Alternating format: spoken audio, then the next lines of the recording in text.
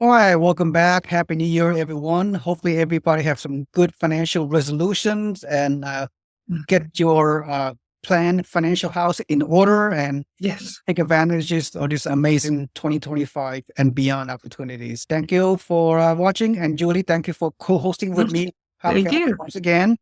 Thank you. Thank you for having me, and Happy New Year to you too, Seaweed. Yep, very good, very good.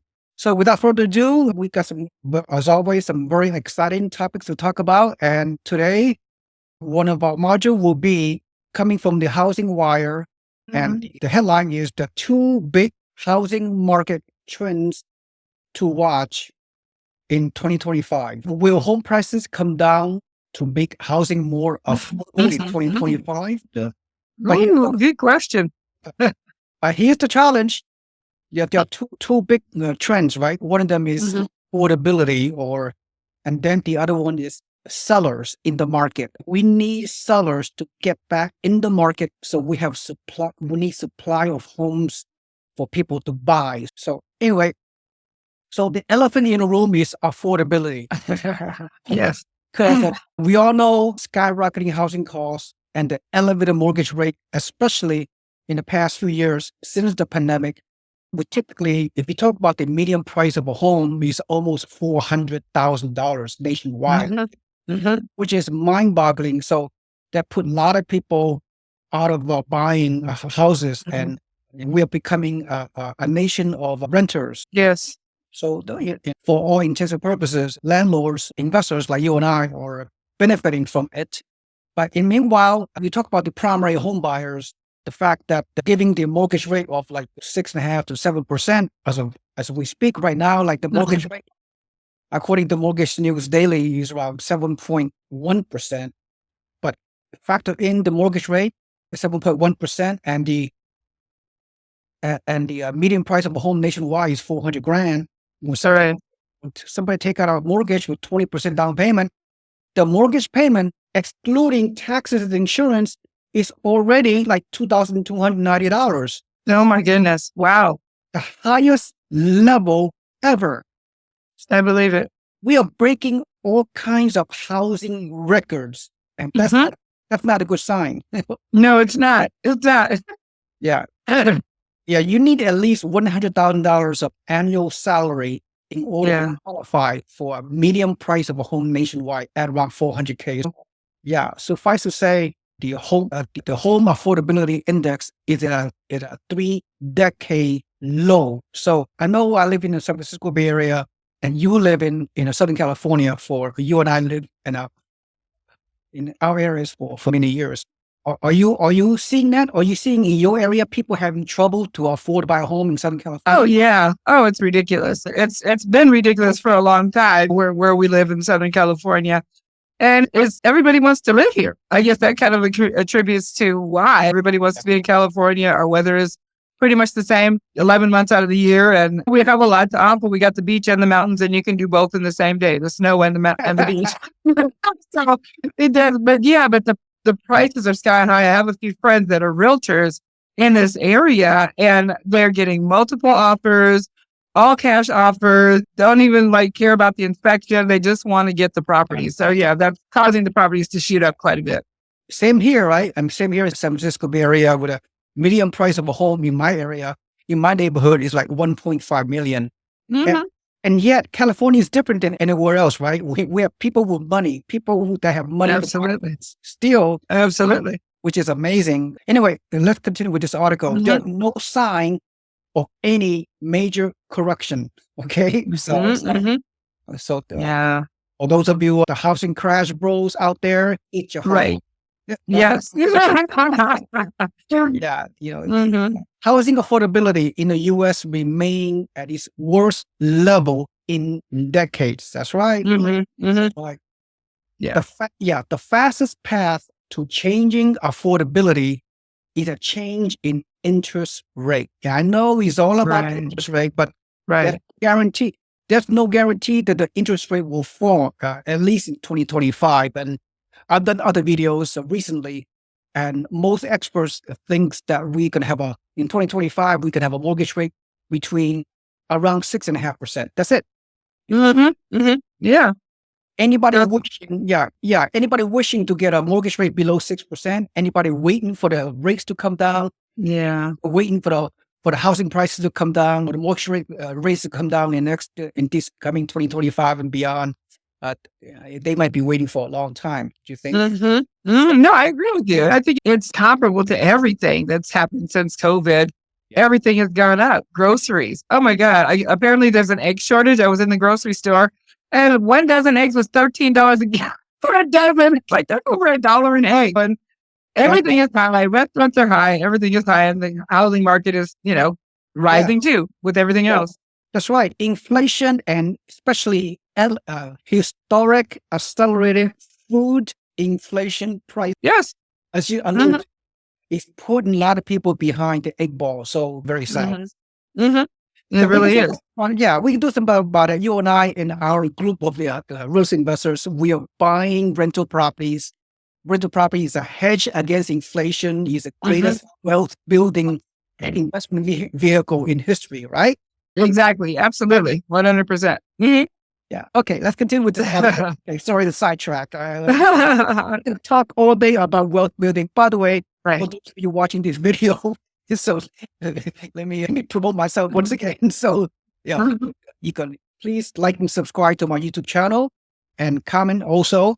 And furthermore, at the end of the video, you can click my website below in the body of the description, so you can put your email into our newsletter, so you can become a free member of our real estate investing community, so you can receive free real estate investment information into your email inbox pretty much every morning. Absolutely. I get them every morning. So it's really valuable information. Yep. Thank you. Thank you for the plug. Okay, let's continue with the article. See, the second trend to watch is that are we finally having more sellers entering the market in 2025? There's a huge question because most sellers, they're sitting on a historical low mortgage rate, 3, 4, 5%. Right. They're not going to sell a home and become a buyer, right? If the interest rate remains at 7%. So the lock-in effect, if you will, in the marketplace in the past 24 months is causing supply of inventory challenges for the foreseeable future, right? Absolutely. Okay, let's go over this Housing Wire article. I keep going here. The total inventory for sale between 2015 and 2025, 10-year cycle. We have less and less inventory. The fundamentals 101. Wow. If demand exceeds supply, which is the case in the past 10 years, that's why home prices continue to go up, Makes sense. even with the elevated mortgage rate, even with recession talk, even with all kind of volatilities. In any way, here's this sentence: the Sunbelt markets have led inventory growth, with the northern markets much tighter. But we see this disparity evening out a bit in 2025. My takeaway with this sentence is, yes, the Sunbelt markets in the West region and the South and Southeast region, national builders are building a lot of new homes because they anticipate the migration and population growth. That's why they have overbuilt, right? There's some excess inventory, but expect this disparity to even out. That means that my interpretation of this sentence is that when the mortgage rate comes back a little bit lower, the next year, you're going to have more buyers going to absorb this new construction. Okay. And it'll even out the demand supply in the Sunbelt. Okay. Yeah. That makes sense. Yeah, that makes a lot of sense. Exactly. The Northeast, they have a higher than usual housing price growth because they have lack of inventory, because the Midwest and the Northeast, the cold weather areas, the national builders are not building new construction because they do not see any elevated growth in population, right? Not everybody, a lot of people are moving away from the cold weather location into Sunbelt. That's why we have seen a sort of a temporary housing price increase in the Midwest and Northeast, because the builders are not investing their new construction into this area because they don't see any growth in the Midwest and North. Interesting. But the growth is happening South and Southeast and in the West, the Sunbelt.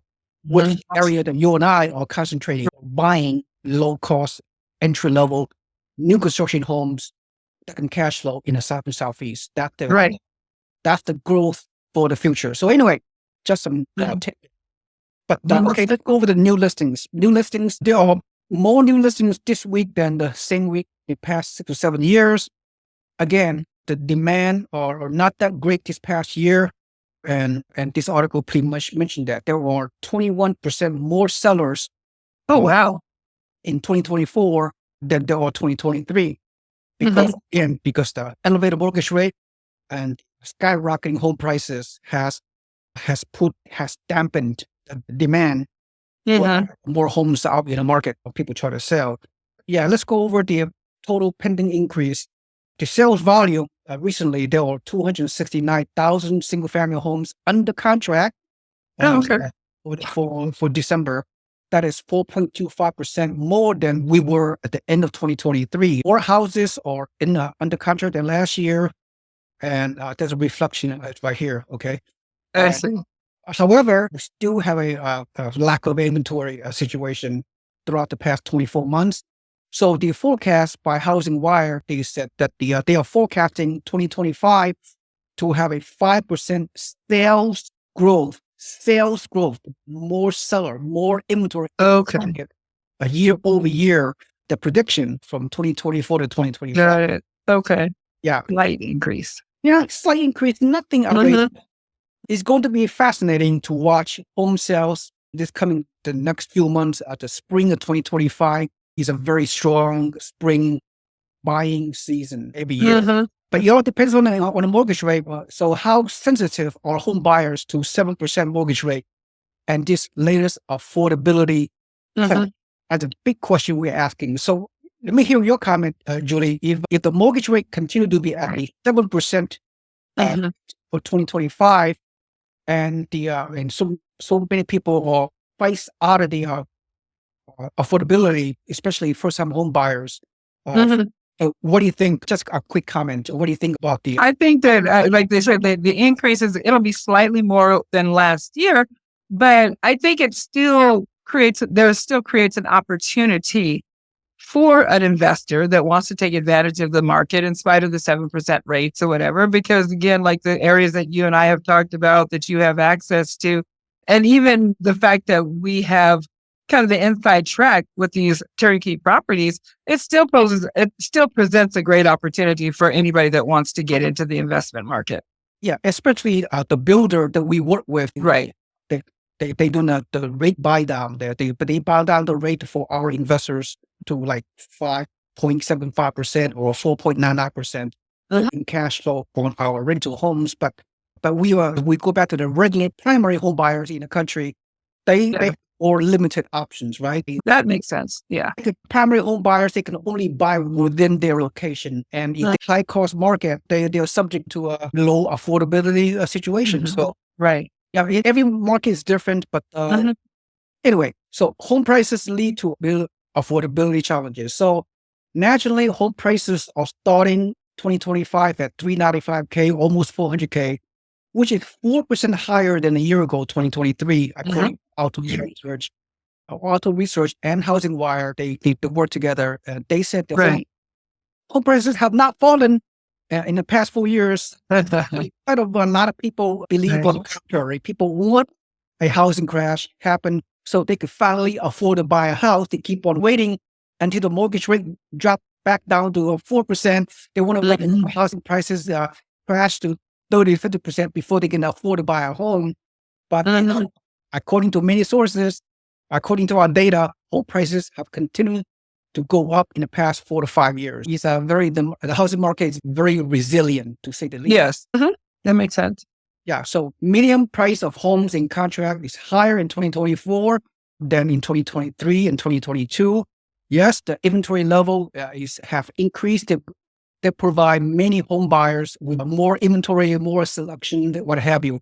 For those that supported, but the Housing Wires also said it's rare for home prices to fall year over year. So, contrary to what people think, so home prices continue to go up regardless of the mortgage rate. If the mortgage rate was 3% 3 years ago, prices skyrocketed when the mortgage rate hit 8% in November. Yeah, there's a slight correction in housing prices, but still, it did not go down that much in most of the country. And of course, the last 2 years, 2023 and 2024, we've seen some housing price increase. Yep. Okay. Price reductions higher than first quarter 2024. There are currently 36% of the homes in the market that have taken a price cut from the original list price, which is 1/3 of the homes that was listed originally. Okay. Which indicate a slight weaker supply-demand balance than a year ago. But there are 27% more homes in the market and only 4% more sales. Interesting. Yeah, so you can see why slightly more sellers are trying to a price reduction than a year ago, as you can see. Oh, interesting. Okay. Yeah, nothing major to know. I mean, so still, this number is not tremendously high. So if the mortgage rates stay over 7%, that'll keep a lid on buyer demand. Okay. So demand is very, very mortgage rate sensitive. If the is over 7%, that will decrease demand. Then we may have more inventory into the market. If the, in my estimation, if the mortgage rate on 6.5%, we may have an equal number of seller and equal number of buyers in 2025. That is my okay. That's interesting. Yeah, so it really wouldn't indicate a correction either way. It's like not gonna tremendously put the sales up, or it's not gonna tremendously decrease the sales. It's just gonna almost a dollar for dollar kind of mindset. Yeah, stabilization. You will see. We see that's like a good word. Normal. We are seeing a back to a normal market, if you will, right? We know some people call it the new normal. The year 2025, year 2026 is the new normal. Okay. If the mortgage rate can fall below 6%, then it's a different ballgame. We can see a floodgate and lot of transactions, but it didn't happen in 2025, probably not. Yeah. Anyway, so that's pretty much the end of this particular article. In summary, my takeaway on this, the two new trends, affordability and the other aspect, and the mortgage rate, the demand supply curve. We see another challenging year, another volatility of the mortgage rate. And so nothing really stick out in my mind what's going to happen in 2025 if the mortgage remain 6 to 7%. So what you take away from this? I would agree with what you're saying. And I think from an investor perspective, I think, as I said earlier, it still presents an opportunity for you to move rather than wait for some major decrease in the interest rates or whatever, even for a single family homeowner. Because I mean, if you're ready and you're in a position to buy it, just go ahead and do it. Don't wait like 6 months and you think that all these things are going to change. Because, the reality is in 6 months, people are going to be like buying and selling more because kids are out of school. And that's the time when I'll let people do that. So, yeah, I mean, if you're really intent on investing and or being a single family purchaser, I think now would be the time to do that. Yeah, absolutely. I agree. And my takeaway is you cannot time the market. Yes. You have to spend time in the market. And absolutely. As for long term, if you're ready, whether you're a primary home buyer or a real estate investor, if you qualify, if you're ready to go, if you think long term, then nothing more to buy now because you can always refinance to a lower rate in the future. You date the rate, but you marry the house, right? That's it. Right. Great strategy. Yep. Okay. Okay. As we conclude this, once again, for those people out there watching us, it's important that if you receive any kind of value, please like, subscribe, and comment on this video. And also put your email into our website below so you become a free member of our real estate investment community of several thousand people, like-minded people that want to invest in real estate and want to improve their financial life. All right. So with that said, thank you so much. Thank you, Julie, for calling. Oh, thank you. Thanks everyone for watching, and I will see you on the next video.